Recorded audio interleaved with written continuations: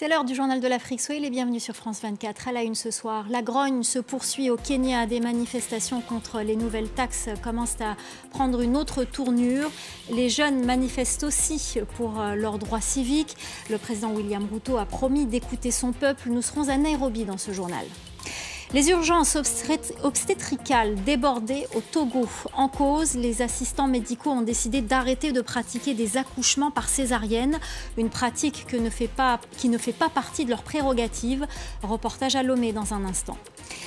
Et à la fin de cette édition, nous recevons Michaela Wang, journaliste spécialiste de la région des Grands Lacs. Elle est avec nous ce soir pour nous parler de son livre « La chute du léopard », un ouvrage sur l'ascension et la chute de Mobutu. Interview à la fin de cette édition. La colère ne désemplit pas au Kenya. Le mouvement de contestation contre les nouvelles taxes ne s'essouffle pas. Au contraire, elle prend même une nouvelle tournure. Les jeunes qui défilent exigent à présent plus de droits. Le président Ruto semble prendre la mesure de la révolte. Il a annoncé vouloir écouter son peuple. La correspondance à Nairobi d'Élodie Cousin. Depuis une semaine, il n'y a pas un jour sans qu'une manifestation n'ait lieu dans une ville kenyane. Ce lundi, c'est sur la côte que différents points de rassemblement avaient lieu. Dimanche, de nombreux jeunes se sont retrouvés dans la ville de Nyahururu, tout près du mont Kenya, où le président William Ruto devait se rendre à l'église pour manifester contre le rôle de l'église dans la politique kenyane. C'est d'ailleurs lors de ce rassemblement que le président William Ruto a pour la première fois réagi au mouvement de contestation qui secoue le pays depuis plusieurs jours. Il a notamment promis de parler avec les jeunes qui composent en très grande majorité ce mouvement. Mais voilà, pour ces derniers, cette prise de parole n'est pas suffisante. Notamment, beaucoup ont critiqué ce lundi l'arrestation d'activistes pendant quelques heures, dont Boniface Mwangi, qui est très impliqué dans le mouvement. Et alors qu'au même moment, le ministre de l'Intérieur faisait une conférence de presse où il donnait les indications, les autorisations pour la manifestation qui doit avoir lieu mardi à Nairobi et qui expliquait qu'il avait donné l'ordre à la police de ne pas faire usage de la force. Mais pour ces jeunes, eh bien, donc, cela n'est pas suffisant. Ils descendront dans la rue tant que le projet de finances de 2024 sera en discussion au Parlement et ce mouvement pourrait donc prendre de l'ampleur ces prochains jours. Le procès du massacre du 28 septembre en Guinée. Fin des plaidoiries des avocats de Moussa Dadis Camara. Ils s'opposent à toute requalification des faits en crime contre l'humanité et réclament la libération de leur client. L'ancien chef de la junte guinéenne est accusé du massacre du stade de Conakry qui a fait plus de 150 morts et du viol d'une centaine de femmes. Écoutez. On demande que la requalification soit faite en crime contre l'humanité. Le crime contre l'humanité, comme son nom l'indique, c'est un crime international. Alors ce sont des crimes complexes. Pour qu'on puisse les requalifier, il faut avoir au moins respecté ce qu'on appelle les droits de la défense. Et parmi ces droits de la défense-là, il y a quand même la notification de ces chefs-là aux personnes poursuivies, que ces personnes poursuivies soient également entendues, que ces personnes poursuivies se défendent. Cela n'a jamais été le cas. Le président Moussa Dadis Camara, il est vraiment innocent. Il n'a absolument rien à voir avec cette affaire-là. On part à présent au Togo, dans les couloirs de Sylvanus Olympio, le plus grand hôpital public de Lomé. Là-bas, depuis un mois, les maternités ne peuvent plus faire face aux urgences obstétricales. En cause, les assistants médicaux qui pratiquent en dehors de leurs prérogatives des interventions comme des césariennes ont décidé de suspendre leur activité faute de reconnaissance. Reportage de nos correspondants régionaux, Emmanuel Soji et Raphaël Tali. Dans le service de maternité du plus grand hôpital public de la capitale togolaise, la capacité d'accueil est largement dépassée, le personnel est insuffisant. Ici, certaines femmes sont sur le point d'accoucher, d'autres attendent une césarienne. Ça fait déjà 5 jours que je suis ici. J'attends l'opération, il n'y a pas de place. Selon ce médecin qui a souhaité garder l'anonymat, la situation au CHU Sylvanus Olympio est tendue depuis que les assistants médicaux ont décidé le mois dernier de ne plus faire le travail des gynécologues obstétriciens en raison du manque de reconnaissance. On est obligé maintenant de sélectionner et il arrive parfois qu'on ait 2-3 accouchements en même temps. Si on n'a pas les tables qui sont au nombre, C'était peuvent accoucher là où elles sont. Donc si elles étaient dans le pouvoir, elles peuvent accoucher dans le pouvoir. Le mouvement d'humeur des assistants médicaux touche tous les centres de soins publics du pays et vient aggraver une situation déjà critique. Cette salle de travail de 8 lits n'a pas été rénovée depuis 30 ans. Ce qui fait que les autres femmes qui arrivent n'ont pas de place ici. Et elles se retrouvent sur les matelas au sol dans le couloir. Cette salle disposait d'un appareil d'échographie, mais ça fait des années également que l'appareil d'échographie est tombé en panne. De nombreuses femmes enceintes affluent des régions intérieures, la grève des assistants médicaux ayant paralysé les interventions d'urgence. En 2023, nous avons réalisé autour de 3000 césariennes. Et sur les 3000 césariennes, à peine le gynéco n'a opéré qu'à peine une vingtaine. Le ministère togolais de la Santé n'a pas répondu à nos sollicitations. Le dernier concours de recrutement dans le secteur de la santé remonte à 1 an. Les résultats se font toujours attendre. Ce soir, on vous parle de La chute du léopard, un ouvrage qui retrace les années Mobutu, de son accession au pouvoir jusqu'à sa chute. L'auteur, la journaliste Michaela Wrong, a écrit cet ouvrage en 2000, mais il a été traduit cette année en français, un classique de la littérature anglo-saxonne qui, 24 ans après sa parution, reste toujours d'actualité. Merci beaucoup, Michaela Wrong, d'être avec nous sur ce plateau pour parler de cet ouvrage, donc aux éditions Max Milo. La première question qu'on a envie de vous poser, puisque c'est un livre sur Mobutu, qui était Mobutu? A-t-il changé avec l'exercice du pouvoir? Ah oui, il a beaucoup changé. C'était un homme d'une famille très modeste. C'était le fils d'un cuisinier. Il connaissait à peine son père. À un certain moment, il est entré à l'école. Il était indiscipliné. Il est entré aux forces publiques. Et à un certain moment, il s'est trouvé comme l'ami de Patrice Lumumba, le premier ministre du Congo, indépendant. Alors, il avait une position très importante. C'est un journaliste à un certain moment.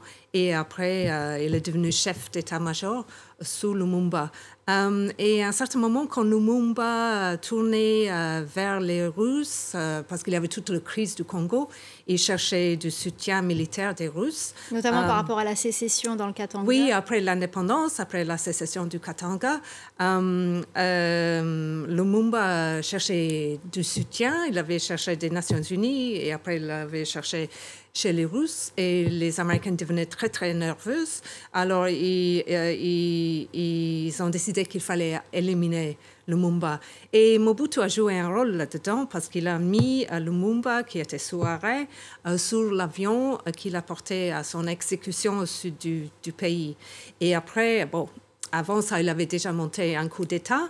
Après, il y a eu un deuxième coup d'État en 1965.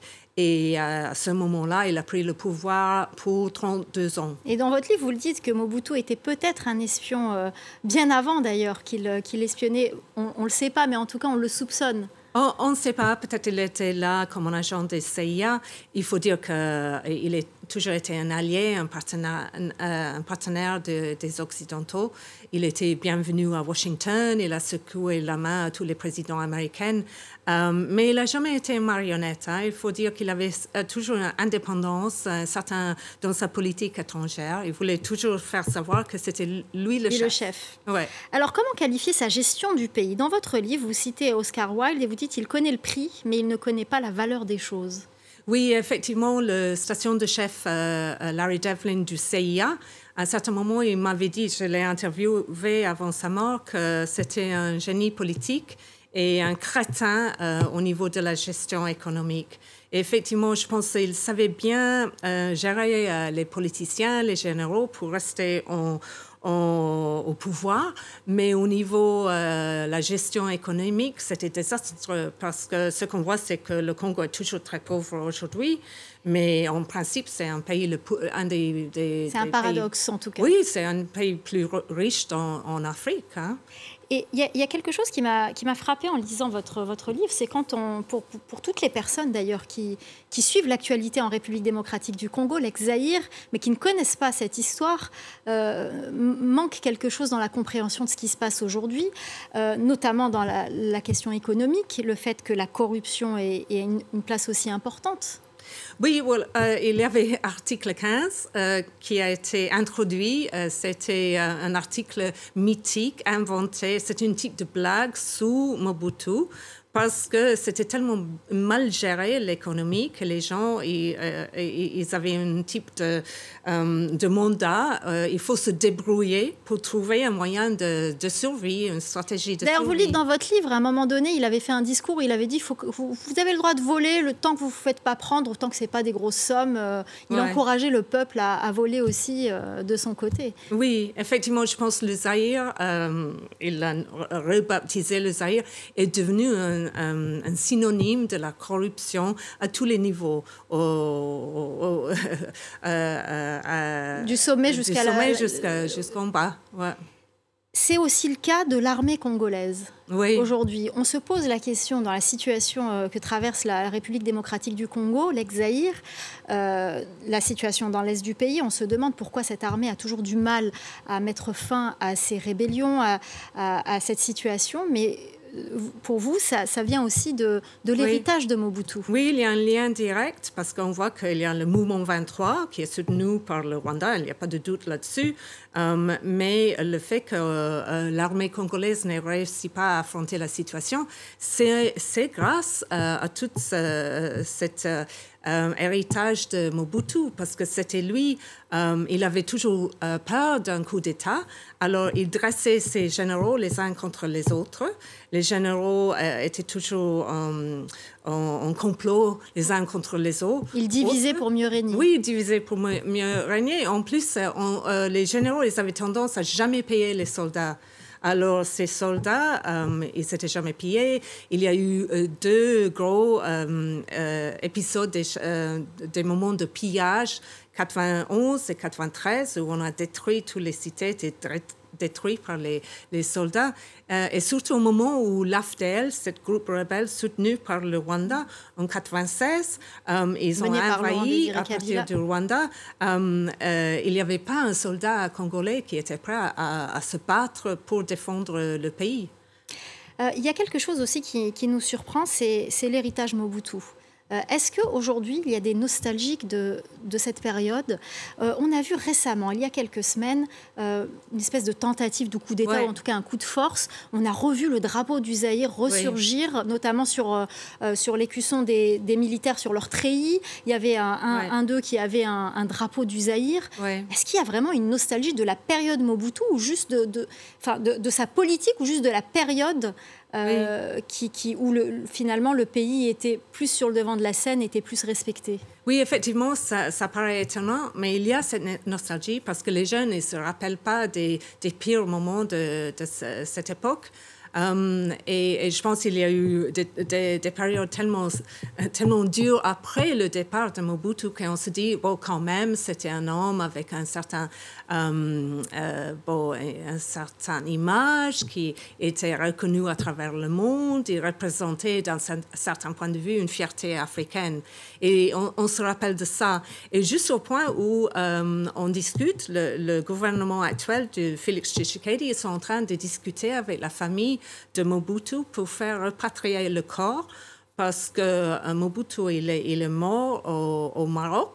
Il avait le cancer du prostate et on a l'impression que vraiment pour avoir une réconciliation nationale, il faut repatrier ce corps et l'enterrer chez lui. C'est possible aujourd'hui que le corps de Mobutu soit rapatrié en République démocratique? Oui, effectivement, on a déjà repatrié le don de Patrice Lumumba. Mais ce n'est pas les mêmes personnages. Non, mais je veux dire, il y a une volonté, un besoin d'un type de réconciliation politique. Et je pense que le don de Patrice Lumumba et aussi le corps de Mobutu, ça fait partie de tout un processus de cette réconciliation nationale. Merci beaucoup en tout cas Michaela Wrong d'être venue nous parler de ce livre qui est paru en 2000 mais qui a été traduit cette année aux éditions Max Milo en français, La chute du léopard. Donc un livre que je recommande vivement à toutes les personnes qui suivent attentivement l'actualité en République démocratique du Congo. Merci beaucoup d'être venue en parler. C'est la fin du Journal de l'Afrique. Restez avec nous, l'info continue sur France 24.